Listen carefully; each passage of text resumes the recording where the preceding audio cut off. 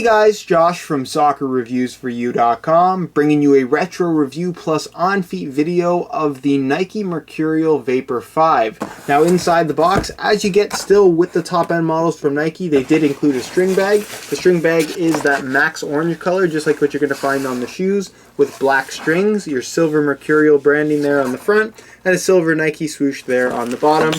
Nothing on the back whatsoever. So we'll get that out of the way. And other than that, all you would find inside the box are the shoes themselves. So we'll get these out of the box really quickly. And if you guys do enjoy the retro review series on my channel, want to continue seeing these videos, because it does take a lot of time to hunt these down and they are fairly expensive once you find them, be sure to support the video with a like. It would be greatly appreciated. So here is a look at the Nike Mercurial Vapor 5. This is a shoe that originally came out in 2009, and I was actually lucky enough to find a pair in brand new condition in the launch color, which was Max Orange, this Abyss color, which is kind of like a dark blue, dark purple, and then this metallic platinum, which essentially is like a grayish silver color. To me, it's definitely a very interesting looking shoe. Everyone has their opinion, but the reason why I thought this shoe was particularly relevant at this point in time is because it has a lot in common with the current Mercurial, the Vapor 10, so 5 models later, and you guys are probably asking yourselves, why is that? The simple fact is, the Vapor 5 came out alongside the original Nike Mercurial Superfly. Superfly obviously went away for a little while, and the Vapor 10 released alongside the Superfly 4. So both of these models, to a certain extent, I think for sure the Vapor 5 was overshadowed by the Superfly, and obviously this is still fairly new, so I don't want to say it's being overshadowed by the Superfly 4, but I definitely think it's safe to say that most of the intrigue and most of the hype is around that Superfly model as opposed to the Vapor, even though these are both great performers, both high-end shoes. Like I said, I think the Superfly kind of took most of the attention. So with that little backstory said, let's get right into a more detailed look and kind of talk about all the details and the backstory behind the Mercurial Vapor 5. Before we talk specifically about the Vapor 5, I thought it'd be fun to talk about some of the other significant Mercurial models that were around at the time that had a pretty big impact on the influence of the Vapor 5 on the soccer cleat market at that point in time. So to the left of the Vapor 5, I actually have the Mercurial Vapor 4, which is obviously the shoe that it replaced. Now the significance of the Vapor 4 is that it was the first Mercurial Vapor to introduce the kind of fixed lace cover. Some people love it, some people hate it. Visually, obviously, it was very different coming from the Vapor 1, 2, and 3. It also introduced this very unique kind of stabilizer heel counter system where you had this visible glass fiber material. To me, it looked really cool. And then, of course, you had those infamous pink foam pads on both the lateral and medial side of the heel liner. This rear portion of the shoe was extremely uncomfortable for what I would say is 95% of the people that wore them. They caused blisters very frequently and very often. And for the most part, I think a lot of people that bought Vapor 4s, they were ultimately happy with them, but they definitely went through some pretty extreme pain and discomfort in order to achieve that broken in, comfortable feel eventually, and not everybody even ended up having a comfortable experience even after the shoe was broken in. Now, if you guys want to see a video on this shoe, I will leave an annotation on screen, but essentially what we got with the Mercurial Vapor 5 is obviously some design elements carried over. You still had your Tasian synthetic upper. They still maintained a very similar fixed lace cover that, again, some people still don't like to this day, but they eliminated the heel counter system, as you can see, in place of something much more flexible, and they eliminated those infamous pink pads, which made for ultimately a much more comfortable playing experience overall. And if you were to wear the Vapor 4 and then wear a pair of Vapor 5s right after, that is the biggest difference you would notice. The Vapor 5, for that reason, to me, is definitely a much better shoe overall, just simply based on comfort. As far as other elements that were introduced, they didn't introduce Flywire, something we'll talk about more a little bit later. It featured pretty much the exact same stud pattern, and as far as the sole plate is concerned, there was actually carbon fiber in the midfoot and heel, which I will show you guys a little bit closer later in the video on the Vapor 5. Now, alongside the Vapor 5 release, again, like I mentioned, we saw the Superfly 1. Now, this is a sample pair of Superfly 1s. They were never actually released to the public in this particular colorway because the ones that released to the public were actually a different variation of these. You can see that this is actually a sample. It's labeled there on the inside. And there's a couple different elements about this Superfly that I'm not going to talk about in today's video, but if you want more details on this particular pair of shoes, I will leave an annotation on screen. Now, Now, the significance of the Superfly 1 is that, one, it was very kind of modern and spacey, and everybody wanted them for that simple reason. They were extremely lightweight. It was the first soccer shoe to incorporate Flywire, which is a really cool system. I'll talk about that more later in the video. And then, of course, it incorporated the carbon fiber sole plate with the studs that had the little hollowed out sections as well. So again, it was really going for the most modern soccer shoe Nike had ever put out, and it was one of the lightest soccer shoes that Nike ever put out. And for that reason, and because of all the hype and technology that went into the Superfly 1, the Vapor 5, while it wasn't forgotten completely, I think a lot of the attention, like it is now with this Vapor 10 and the Superfly 4, was around the Superfly 1 as opposed to the Vapor 5. Something that I've always admired about the Mercurial line is that every single model from Vapor 1 to 10 has aged extremely well. They all have that very modern look and all look very wearable even by today's standards. While the Vapor 5 is only 5 years old, remember it came out in 2009, again, I think that this is still a very appropriate looking shoe. It doesn't look aged, it doesn't look old, and honestly, if people didn't know any better, this would pass as a modern day soccer shoe, perhaps as the Mercurial Vapor 11, again, to people who wouldn't know any better. Now, as far as the shoe itself goes, you have obviously your one-piece Teijin synthetic upper, and as far as the quality of the Teijin synthetic goes, it's pretty nice. It's relatively soft from right out of the box. It's definitely not as nice as, like I said, the most modern Mercurial models available. The Vapor 10 and the Vapor 9, I think, feature a thinner and slightly softer variation of Teijin synthetic, but nonetheless, the quality of these is actually pretty good. As far as the texturing on the outside is concerned, these are pretty much completely smooth. They have a slightly shiny finish, and depending on the colorway, the finish would actually be a little bit different. When I had a pair of Vapor 5s back when it was a current model, I got them at launch, but I had the alternate colorway variation, which was mainly this abyss purple. So you had purple across the entire upper, this little silver section was white, and then the swoosh was this max orange color. So it was essentially kind of the opposite of this colorway, and I remember that the purple area of the shoe was actually kind of a matte finish as opposed to a shiny finish like it is here. But in terms of overall performance, I honestly don't feel like it made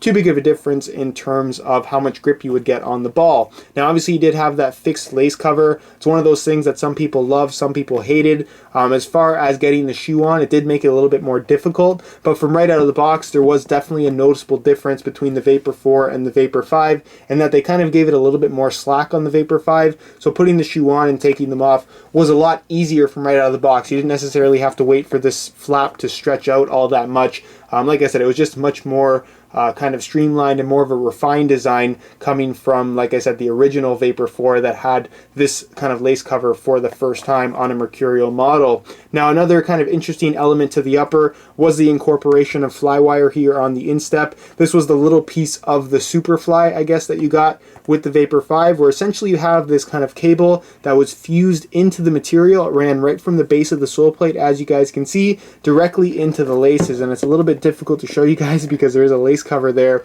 but it actually kind of wraps right around the lace hole, so when you pull the laces tight, it's going to pull all of these little kind of cables and support the medial side of your foot here. It really provides a really good lockdown sensation, and in comparison to the Superfly 1, where you had the all-over Flywire that made for a really stiff upper, and it was extremely uncomfortable from right out of the box, and even after they were broken in, you didn't have that extreme level of discomfort from the Vapor 5 because there was only a little bit of Flywire right here, kind of where you needed it most. It really did provide a nice lockdown sensation, and I really do feel like Flywire should make some kind of a comeback on future Vapor models. Obviously, it's on the Superfly 4 somewhat in the form of Brio cables, and I think it works really well. But as far as featuring it on a Vapor model, it's something that I wish Nike would incorporate at some point in time, hopefully in the near future, with the Vapor 11, I guess. The heel cut is a little bit higher, actually, than I think most modern Vapors are, but still is relatively low cut as far as soccer shoes go. You do have your central lacing system, as you can see.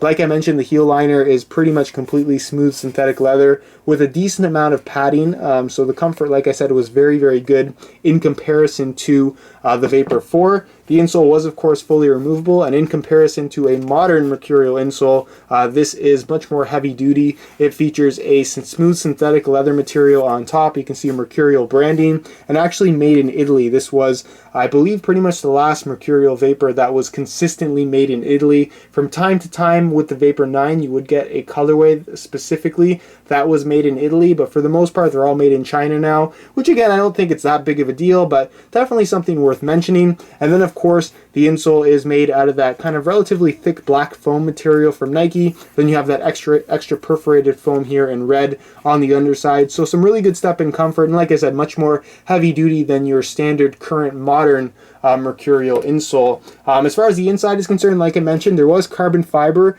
that ran from the heel pretty much right through the midfoot, acting as a bit of a stiffener. Kind of a really cool element to the shoe. I think a lot of people that even had these shoes didn't necessarily know it was there.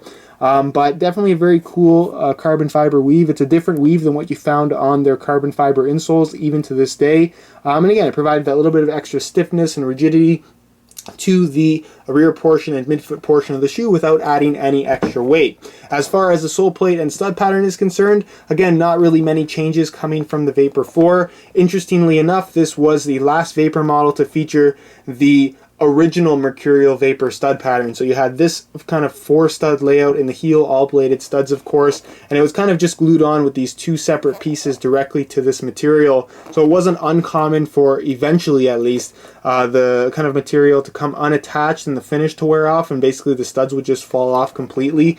Obviously, Nike has gotten away from this type of a design as far as their shoes are concerned, so not really an issue anymore, but it is something that was relatively common with this particular layout. And then obviously in the forefoot you have that original Mercurial Vapor stud pattern that many believe is still the best Mercurial Vapor stud pattern. I would be kind of one of those people that would tend to agree that this was a really, really good layout. I kind of want to get a used older pair of Mercurial Vapors, maybe a 5, maybe a 4, just to do some kind of a traction test, kind of compare every variation of the Mercurial stud patterns throughout the years. Let me know down below in the comments if you guys think that would be an interesting or cool idea. But nonetheless, this was, like I said, the original Mercurial stud pattern that at the time was, in my opinion, the best stud pattern around. It's part of the reason why I was such a big fan of the Mercurial line at that point in time.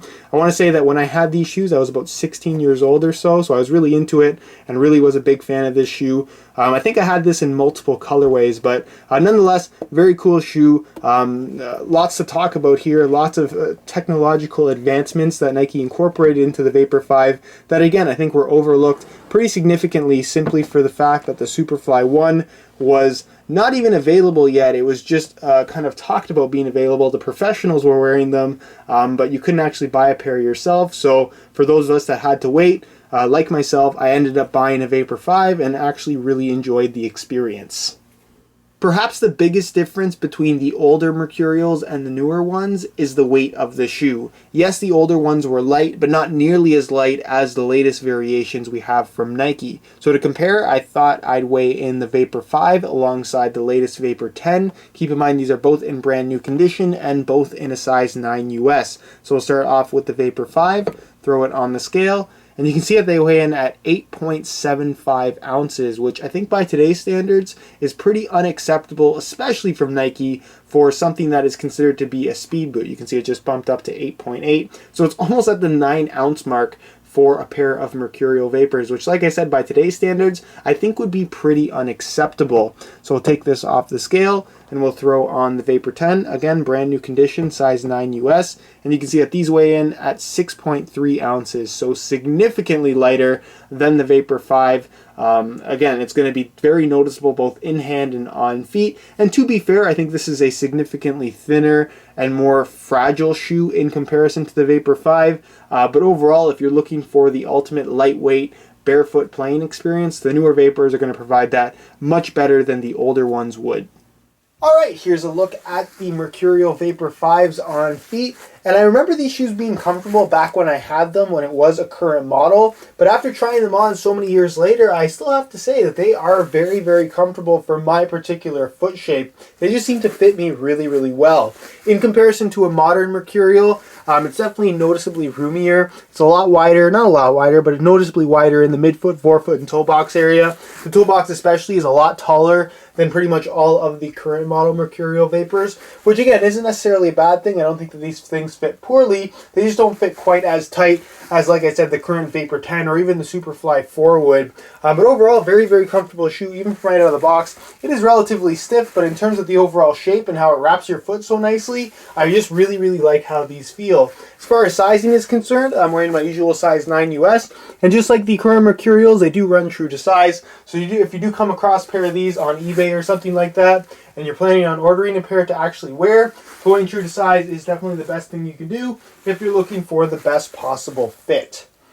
Alright guys, that's it for my retro review of the Nike Mercurial Vapor 5. Unfortunately, if you are interested in buying a pair of these, they're pretty much unavailable everywhere. eBay is your best bet. I always get questions on where you can get some of these, and like I said, eBay is going to be your best shot at getting a pair. If you guys want to see the detailed images that I took myself, that'll give you a better idea as to some of the close-up details that you might not necessarily see in the online pictures that are currently available. Check out the review page on my website. There will be a link down below in the description. And if you have any questions at all regarding the Vapor 5, leave those questions down below in the comment section. And if you have any suggestions for other retro shoes you'd like to see me bring in to continue the retro review series on my channel, leave those suggestions down below in the comment section as well. Again, if you guys are interested in seeing more of these retro videos, if you enjoy them, want to continue seeing them, be sure to support the video with a like. That would be greatly appreciated. Subscribe if you haven't already for daily videos on all the latest and greatest soccer gear. You can find all of my social media information down below in the description